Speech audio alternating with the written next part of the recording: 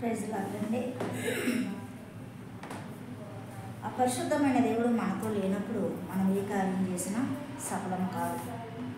ఆయన చేయి పట్టుకుని మనం నడిచినప్పుడు, మన చేయి పట్టుకుని మనతో ఆయన ఉన్నప్పుడు, మనం ఏ కార్యం తలం పెట్టినా, ఏ కార్యాన్ని దేవుని యొక్క మొరపెట్టినా ఆ కార్యాలు అవుతాయి. అయితే లోకసువార్త 5:5 ఏమన్నాడంటే, సీమోను ఏలినవాడా, రాత్రంతయు మేము ప్రయాసపడితిమి కానీ మాకేమీ దొరకలేదు, అయినను నీ మాట చొప్పున వలలో వేతునని ఆయనతో చెప్పాను.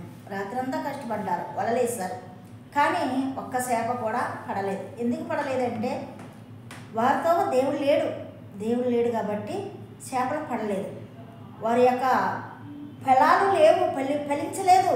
దేవుడు ఉంటేనే మనకు ఫలించుట, ఫలాలు, జయాలు అన్నీ వచ్చేది.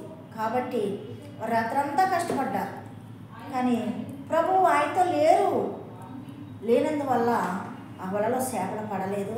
వారి ప్రయాసం అంతా వ్యర్థమైంది. నువ్వు నేను కూడా దేవునితో లేకపోతే, దేవుడిని ఆరాధించకపోతే, దేవునికి దూరంగా ఉండి మనం ఏమీ కూడా సాధించలేము. అప్పుడు ప్రభు సెలవు ఇచ్చినప్పుడు వల వేయమన్నప్పుడు వల వేస్తే మరి వలలో సినిగిపోయినంత విస్తారమైన చేపలు పడ్డాయని కూడా మరి కిందకి చదివినట్లయితే ఉంటుంది. మనతో ప్రభు ఉంటే మన కార్యాలన్నీ సఫలం చేసే దేవుడు. ప్రభువుతో మనం నడిస్తే మన యొక్క మార్గాలు కూడా సరళం చేసే దేవుడు. ప్రభువును వెంబడిస్తే మనం ఏ స్థితిలో మరి నిలబెట్టాలో ఆయనకు తెలుసు కాబట్టి మన సమస్తాన్ని ఆస్వాదించే దేవుడు. కాబట్టి మనం దేవునితో ఉండాలి, దేవునికి విరోధముగా మనం ఉండకూడదు. దేవుని పట్టుకోవాలి, దేవుని ప్రార్థించాలి, అప్పుడే మనకి జయాలు. ఈ యొక్క వలలేసినప్పుడు దేవుడు లేడు కాబట్టి రాత్రంతా కష్టపడిన వీరికి ఫలాలు లేకుండా పోయాయి.